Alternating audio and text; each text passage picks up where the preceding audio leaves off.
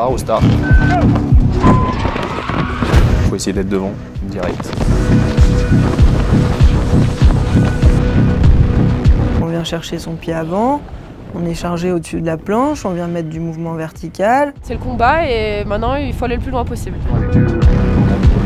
Ensuite, il y a les premiers virages qui arrivent, donc garder cette vitesse, même essayer d'en prendre encore plus. On sert de son engin pour tourner, non pas d'une partie de son corps, on est gainé au-dessus de sa planche. Tu as un saut, tu as envie d'amortir le saut pour pas passer trop de temps en l'air. Tu joues au chat et la souris jusqu'en bas. Quand ça va vite, on serre les dents, et puis quand ça va moins vite, on essaie de créer de la vitesse. Et celui qui a emmagasiné et qui a le plus de vitesse et qui n'a pas fait d'erreur, normalement, logiquement, il passe premier.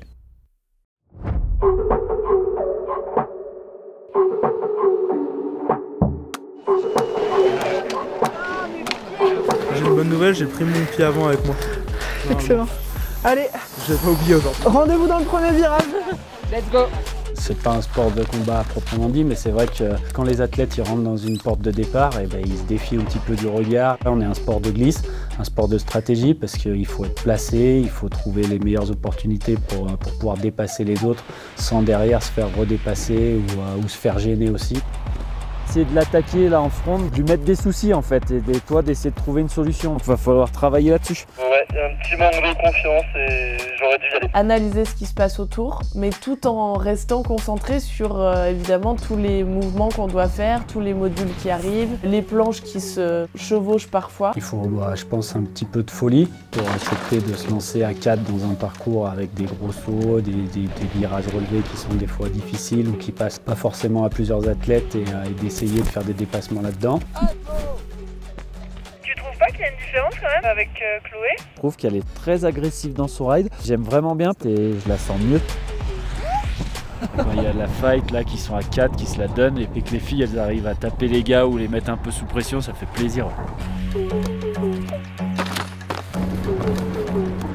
Quand même gérer un peu son effort et freiner un petit peu pour pas aller trop loin et pas aller dans les trucs trop dangereux. C'est tout de la difficulté de gérer ce petit coup de frein et quand même essayer d'aller vite. Il faut pas mal de technique. C'est un sport qui regroupe beaucoup de choses, de l'aérien, des parties de glisse, des parties techniques, puis de la stratégie, donc il faut être un petit peu malin. Il faut être bon du début à la fin, et justement ça se fait pas en réussissant ça, puis ça, puis ça se réussit en faisant ça, parce que ça m'emmène vers ça, qui m'emmène vers ça, mettre de la fluidité quoi.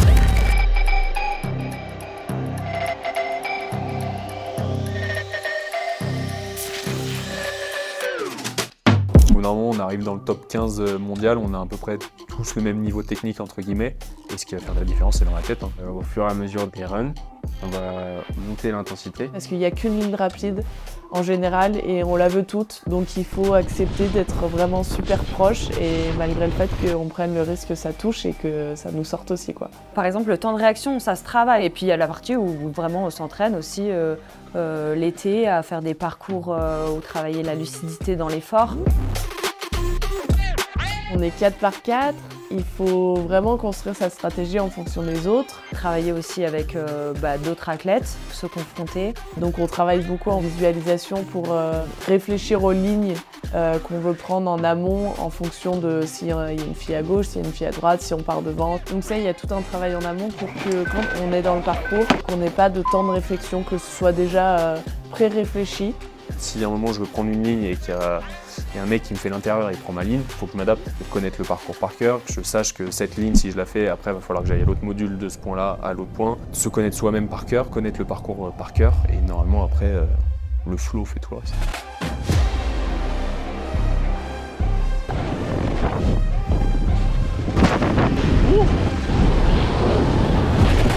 J'ai appris aussi ces dernières années à me dire vraiment ma propre bataille, elle est contre moi-même, et ça, je pense que ça m'a beaucoup aidé dans le sport parce que je pense qu'au début que j'ai commencé le snowboard cross, c'était vraiment je peux battre les autres.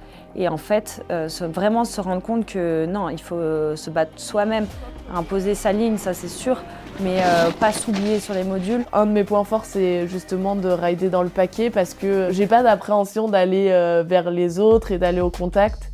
Bien sûr, j'ai une petite peur au fond de moi, mais c'est pas du tout une peur qui freine, c'est une peur qui me donne de l'envie. Mon snowboard, des fois, il parle pour moi. J'ai tellement envie D'atteindre mes objectifs, que je vais tout faire pour.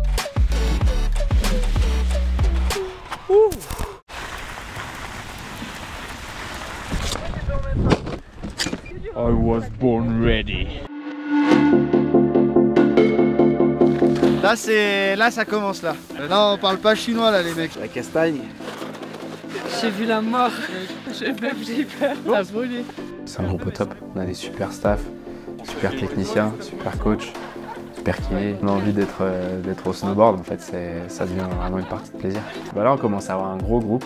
On commence à être beaucoup à avoir nos chances de performer. Tous les jours on est confrontés, donc il faut être bon tous les jours, c'est à chaque fois une épreuve et chaque entraînement en fait c'est une mini-course. Là celui qui gagne il a gagné. Hein. Enfin il a gagné le classement général quoi. Maillot jaune. Maillot jaune. On s'aide, on soutient. On se rend compte que oui, on a un sport individuel, mais vraiment on a besoin des autres pour s'entraîner, pour travailler cette confrontation, pour apprendre à gérer le contact pendant l'entraînement. C'est marrant parce qu'ils sont quand même nombreux dans le groupe. On a l'impression qu'ils fonctionnent tous un petit peu de la même façon, mais pas du tout. Ils ont tous un peu leur caractère particulier, ils ont tous leur façon de voir les choses. Il faut les approcher de manière complètement différente les uns les autres. J'ai eu de la chance de rentrer assez jeune dans les équipes de France et j'ai eu des coéquipiers qui étaient vraiment chouettes. Je suis rentré, j'avais 15 ans, eux ils en avaient 30. Ils m'ont appris la vie, ils m'ont appris le snowboard. J'ai toujours aimé gagner et j'ai toujours été motivé par la victoire. C'est vraiment la victoire et gagner qui me plaît le plus en fait. Je pense qu'il y a une petite part d'ego quand même. J'ai commencé le ski à 2 ans, le snow à 3 ans, avec mon frère qui est plus grand que moi. J'avais même des chaussures de ski dans les fixations de snow parce que ça n'existait pas, les boots à ma taille. Et du coup, je suis arrivée dans le snowboard club. J'avais 7 ans, j'étais la seule fille. J'avais même pas de boots à ma taille à l'époque. On mettait des chaussettes, on serrait les trucs et tout. Et je partais avec tous les garçons à fond dans le bus. Ma maman qui pleurait derrière dans le bus comme ça, ma fille.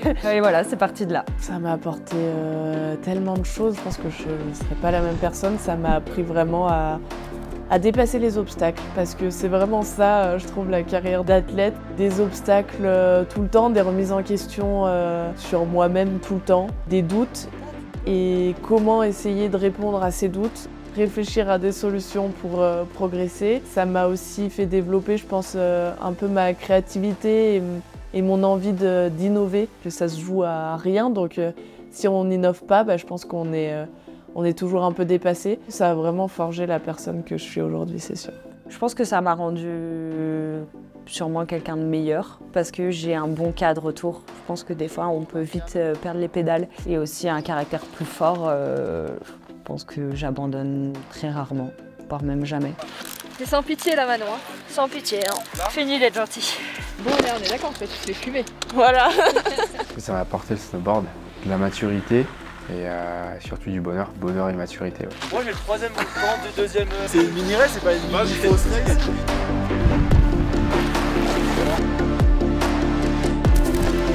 Ouais, c'est trop bien, je suis trop contente. Bah, écoute, je suis ravie d'être là. Je suis ravie d'être avec toi. Bon bah cool, bonne journée. Bisous à tous, ciao.